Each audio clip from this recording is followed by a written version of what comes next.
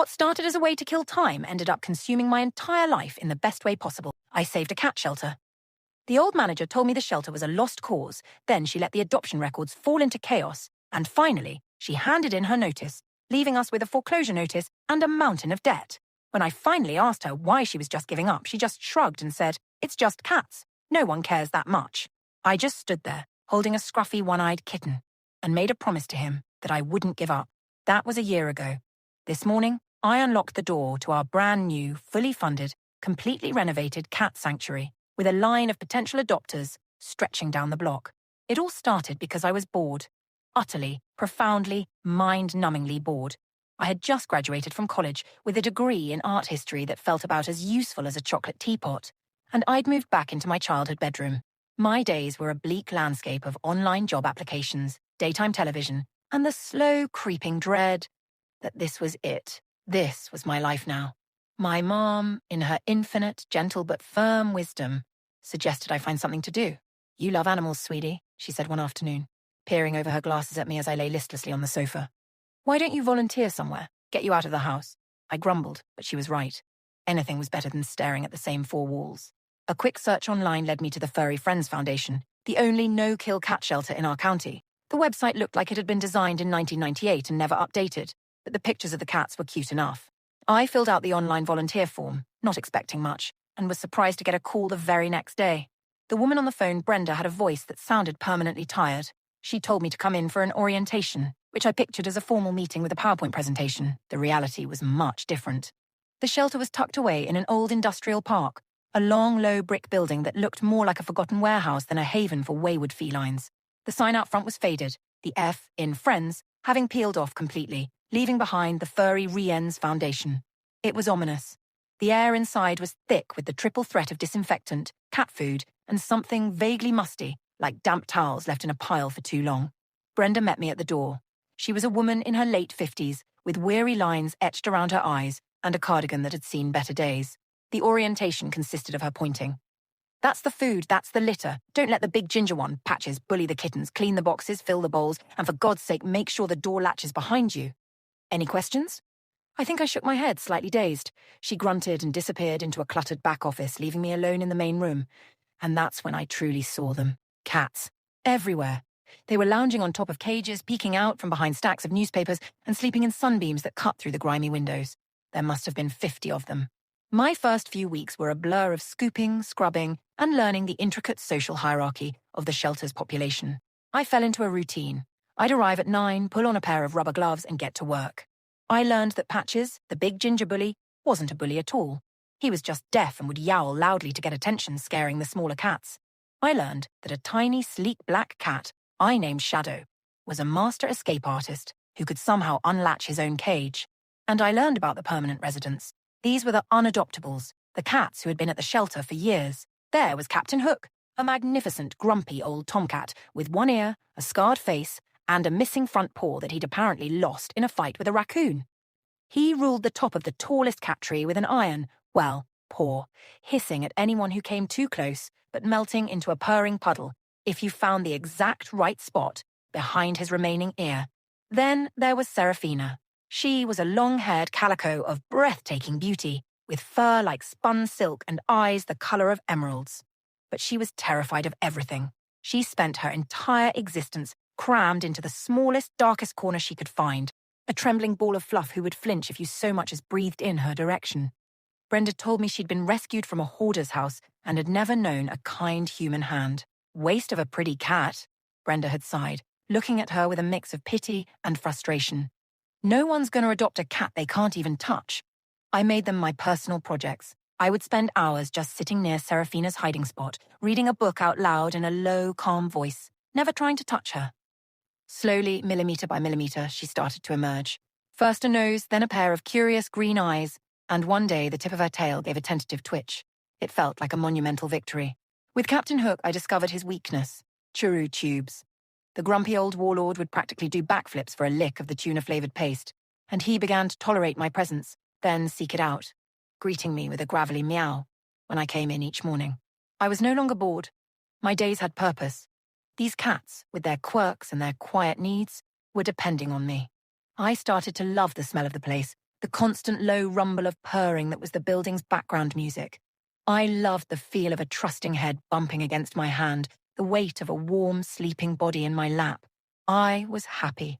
I was so blissfully, ignorantly happy that I didn't see the cracks that were spreading all around me. The first real sign that something was wrong was the food. We were feeding the cats a generic, low-grade kibble that came in huge, plain white bags. It was mostly filler, corn and wheat, and it gave some of the cats with sensitive stomachs digestive issues. I asked Brenda if we could maybe get a better brand. "And who's going to pay for that, Clara?" she'd asked, not looking up from her crossword puzzle. "You got a money tree growing in your pocket?" I didn't, but I had a part-time job I'd picked up waitressing on weekends. The next day, I came in with 2 large bags of high-quality, grain-free salmon formula. The cats went absolutely wild for it. Even Captain Hook descended from his perch to crunch away happily. Brenda just rolled her eyes when she saw the bags. "Don't get them used to the good stuff. We'll be back to the cheap stuff next week when the donation runs out." She was right.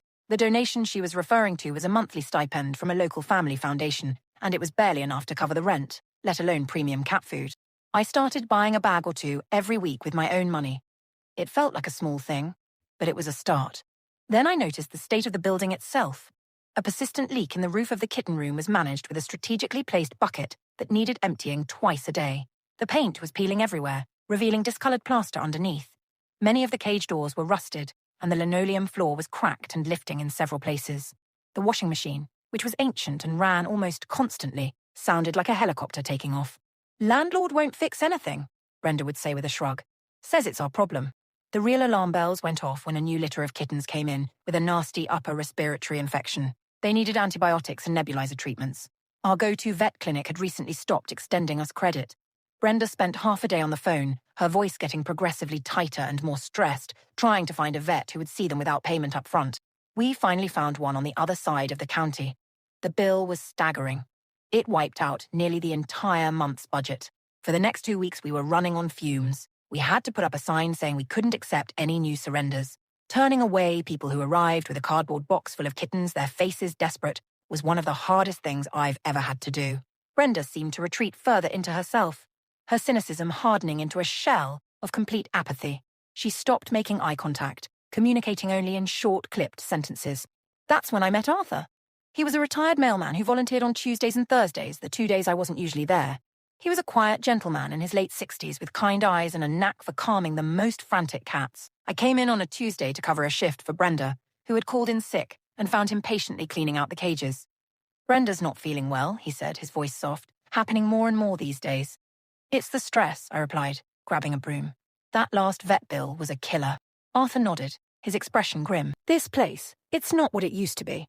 When my Martha was alive, she ran this shelter. It was her baby. We had fundraisers, adoption fairs. The community was involved. But after she passed, Brenda took over. She means well, I suppose, but she's lost the fight." He told me about the glory days of the Furry Friends Foundation. They used to have a waiting list for volunteers. Local businesses would sponsor cages. The local paper did a Pet of the Week feature. Now it was just him, me, and a couple of other sporadic volunteers trying to hold back the tide with a bucket. Hearing his stories didn't discourage me. It did the opposite. It lit a fire in me. It gave me a vision of what this place could be. The problem wasn't the cats. It wasn't the community. It was inertia. It was despair. The shelter was failing because everyone had just accepted that it was failing. I couldn't accept that. I went home that night and couldn't sleep. My useless art history degree suddenly felt relevant. I knew about presentation, about aesthetics, about telling a story through images. The shelter's website was a disaster. The social media presence was non-existent. We had all these incredible cats with incredible stories, and we weren't telling them. The next day, I approached Brenda with a plan. My heart was pounding. I was just a volunteer, a kid. What right did I have? "Brenda," I started, trying to sound more confident than I felt. "I have an idea. I think we could raise more money if we improved our online presence. I could take some nice photos of the cats, write up little biographies for them, and start an Instagram and Facebook page. We could do an online sponsor a cat program." She looked at me from over the top of her glasses, her expression unreadable. I expected her to laugh or tell me to get back to the litter boxes. Instead, she just sighed, a long, rattling exhalation of breath. "Knock yourself out," she said, turning back to her paperwork. "Don't come crying to me when it doesn't work." That was all the permission I needed. It was a no wrapped in a yes, but I took it and ran. I brought in my good camera, the one I'd used for art school projects. I spent hours waiting for the perfect shot. I captured Captain Hook in a rare moment of regal contemplation, perched on his throne and bathed in a sunbeam, looking like a battle-scarred king. I managed to get a photo of Serafina, her gorgeous face peeking out from behind a curtain, one luminous green eye fixed on the lens, the picture of shy mystery. I took videos of the kittens tumbling over each other, a chaotic, adorable mess. I created an Instagram account at Furry Friends Foundation. I wrote up bios for each of them. Captain Hook was a seasoned gentleman seeking a quiet retirement home where he can be worshipped accordingly. Serafina was a delicate flower waiting for a patient gardener to help her bloom. I was cheesy, I was anthropomorphic, and it worked. The account started slowly. 10 followers, 50, then 100. I posted every single day. I told their stories. I shared the little victories the day Serafina let me stroke her back for the first time. The afternoon Captain Hook purred so loudly he vibrated off his cat tree. People started to engage. They commented. They shared the posts. Then I launched the Sponsor a Cat program via a simple PayPal link. For $10 a month, you could sponsor one of the permanent residents. In return, I'd send you a monthly email update and a new photo. I thought maybe we'd get a few friends and family members to sign up. The first sponsor was for Captain Hook. A woman from a nearby town wrote, "He reminds me of my old cat, Rusty. Please give him a chin scratch from me." Then another came in for Serafina. Then one for Shadow, the escape artist. Within a week, we had 20 sponsors. It was $200. Not a fortune, but it was new money. Money that we didn't have before. I showed Brenda the PayPal account. She stared at the screen for a long time. "Huh," was all she said. But the next day, she let me use the office computer to work on the social media accounts during my downtime. Arthur was my biggest cheerleader. "You're a marvel, Clara," he'd say, his eyes twinkling. "You've breathed life back into this place." The modest success emboldened me. I organized a small bake sale out in front of the shelter. I advertised it on our new Instagram page. Arthur baked his famous lemon drizzle cake. My mum, now my biggest fan, made 3 dozen brownies. We made almost $500 in one afternoon. We used the money to finally call a roofer and get the leak in the kitten room fixed properly. The silence of not hearing that constant drip, drip, drip into the bucket felt like a luxury. We were making progress. It was slow, painstaking work, like turning a massive ship with a tiny rudder, but we were turning. Adoptions started to pick up. People would come in asking to see a specific cat they'd fallen in love with on Instagram. A young couple came specifically for Patches, the deaf ginger cat, because they had another deaf cat at home and knew how to care for him. Seeing him leave in a carrier, on his way to a real home, made me cry. I started to feel a sense of ownership, of fierce, protective pride. This wasn't just a place I volunteered anymore. It was mine. It was ours. But just as the sun was beginning to peek through the clouds, the storm I hadn't seen coming finally broke. Brenda's apathy had been festering into something uglier. My small successes seemed to highlight her years of failure, and she resented me for it. She started to undermine me in small ways. She'd forget to give me messages from potential adopters. She'd complain loudly about the time I was spending on the stupid internet thing, instead of mopping the floors. The tension in the small office was thick enough to cut with a knife. I tried to include her, to show her the positive comments, to celebrate the small victories with her. "Look, Brenda," I'd say. "We got another sponsor for Captain Hook." She'd just grunt in response, her eyes never leaving her computer screen where she was playing solitaire. It was like she was determined to see us fail, just to prove she'd been right all along. The breaking point came on a rainy Tuesday in October. I arrived to find a notice taped to the front door. It was a formal, terrifying-looking document, printed on salmon-coloured paper. My stomach dropped as I read the words. Notice of foreclosure. It said the property owner, a corporation I'd never heard of, was foreclosing on the building due to months of unpaid mortgage payments. We had 60 days to vacate the premises. I stumbled inside, the notice clutched in my hand, my fingers numb. "Brenda!" I called out, my voice trembling. She was in the office, packing her personal items into a cardboard box, her worn-out cardigan, a mug that said "World's Okayest Boss," a stack of crossword puzzle books. She didn't look up. "What is this?" I asked, holding up the notice. "It's an eviction notice, Clara," she said, her voice flat and devoid of any emotion. "The foundation that owns the building defaulted on the mortgage. It's over." "Over? What do you mean, over? We can't just be over. What about the cats?" Panic was clawing at my throat. I looked around the room, at the 50-odd souls sleeping and playing, completely oblivious to the fact that their world was about to end. Where will they go? Other shelters, I guess. The ones that aren't full. The county pound. She said the word pound, like it was any other word. But to me, it was a death sentence. Our county pound had a high kill rate, especially for older or less perfect animals. Captain Hook, with his missing paw and grumpy demeanour, wouldn't stand a chance. Serafina would shut down completely and be deemed unadoptable. "No," I said, the word coming out as a choked whisper. "No, we can fight this. We can do a fundraiser. A big one we can call the news." Brenda finally stopped packing and looked at me. There was no sadness in her eyes, no regret. just a profound, bone-deep weariness. It was the look of someone who had given up so long ago they couldn't even remember what it felt like to care. "I'm done, Clara," she said. "I'm tired. I've been trying to keep this place afloat for 10 years, and it's been sinking the whole time. You came in here with all your bright ideas and your Instagram, and you didn't change a thing. You just put a pretty filter on a sinking ship." She taped up the box and picked it up, ready to leave. That's when I asked the question that had been burning in my mind. Why? Why are you just giving up? Why won't you even try? She paused at the door and looked back, not at me, but at the cats. For a fleeting second, I thought I saw a flicker of something, sadness maybe, but it was gone as quickly as it appeared. She just shrugged, a small, dismissive gesture that broke my heart. "It's just cats," she said. "No one cares that much." And then she was gone. The door clicked shut behind her, leaving me alone in the sudden deafening silence. The only sounds were the hum of the refrigerator and the soft, rhythmic purring of a tabby cat sleeping on a nearby chair. I looked from the foreclosure notice in my hand to the faces of the animals who trusted us. I sank to the floor, my back against a row of cages. A tiny, scruffy tuxedo kitten with one eye that was still cloudy from an old infection padded over and started batting at the corner of the paper. I scooped him up. He was so small, so fragile. I had started calling him Popeye. He tucked his head under my chin and started to purr, a motorboat rumble in his tiny chest. Brenda was wrong. I cared. Arthur cared. The woman who sponsored Captain Hook cared. The couple who adopted Patches cared. It wasn't just cats. It was 52 individual lives.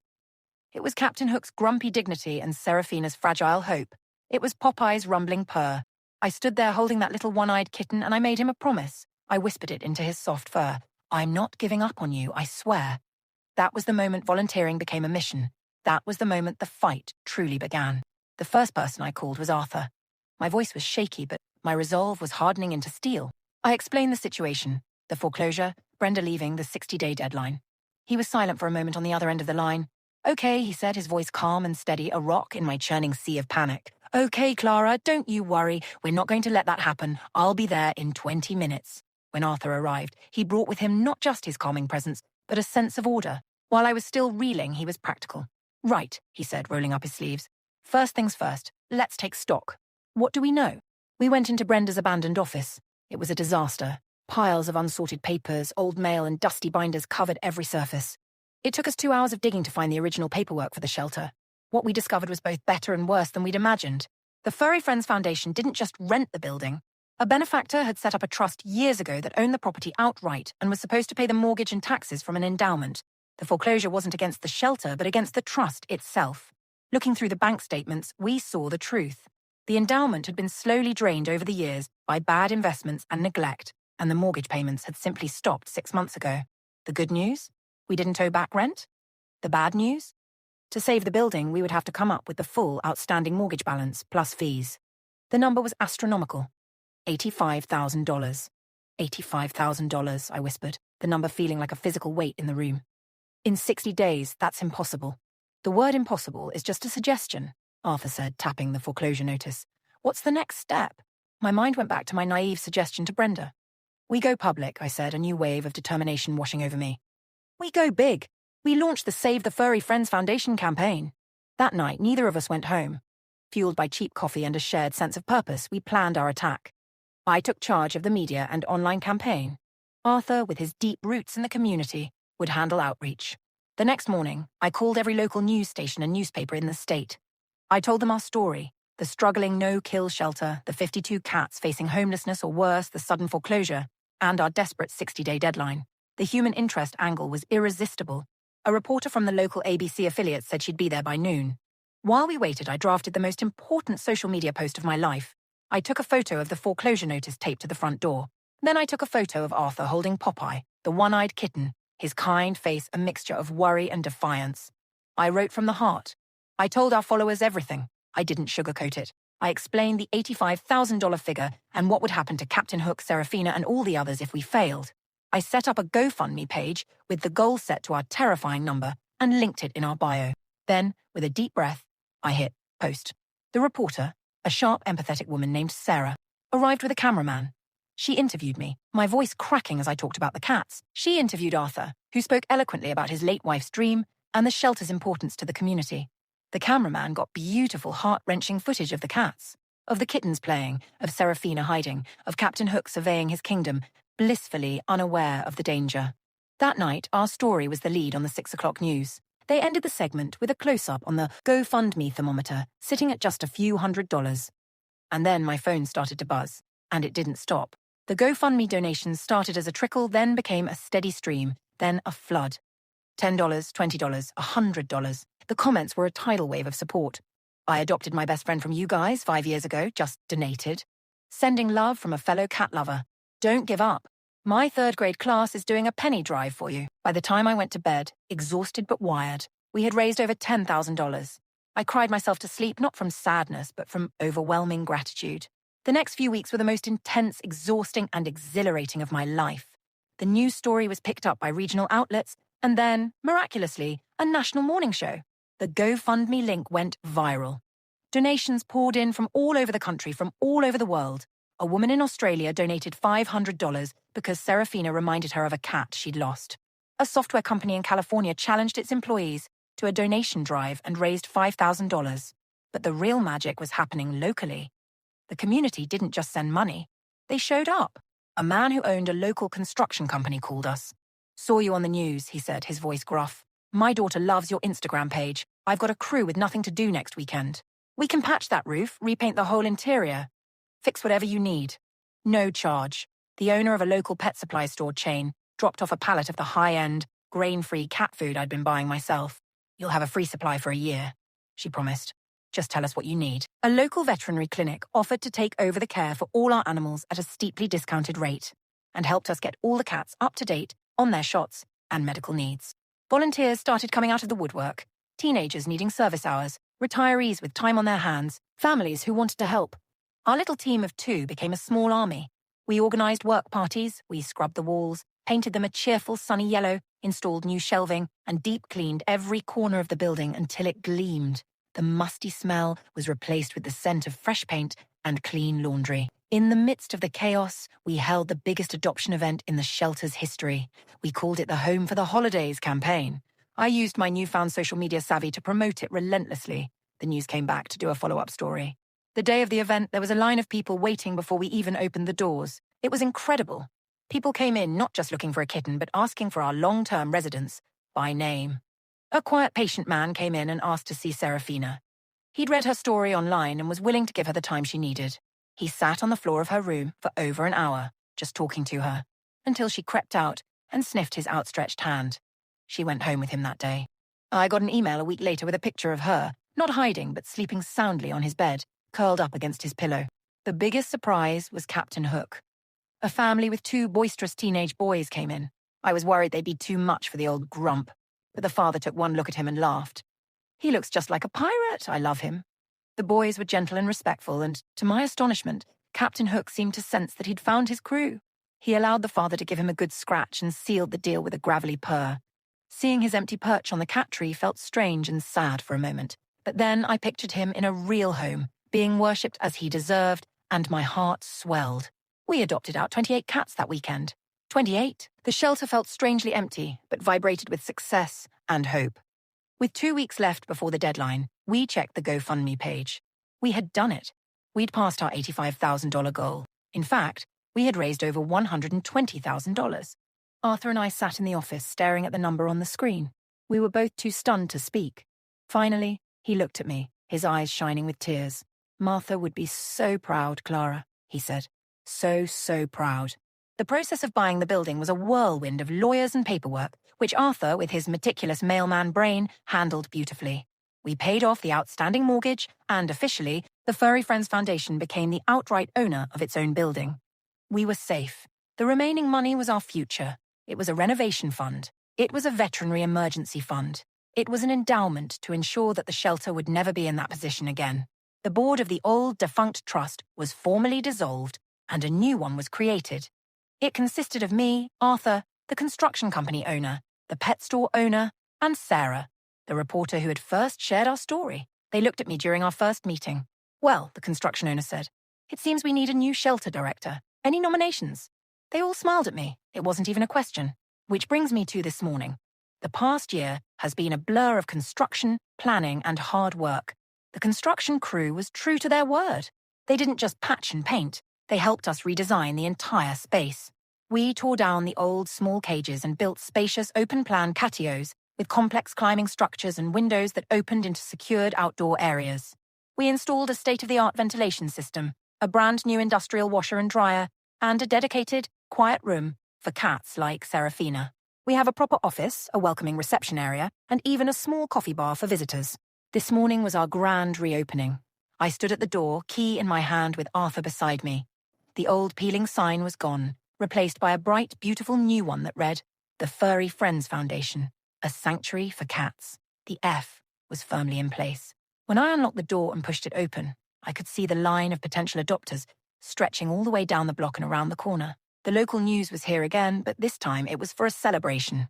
Inside, our new residents, a fresh batch of rescues from an overcrowded rural pound, were exploring their new, beautiful home.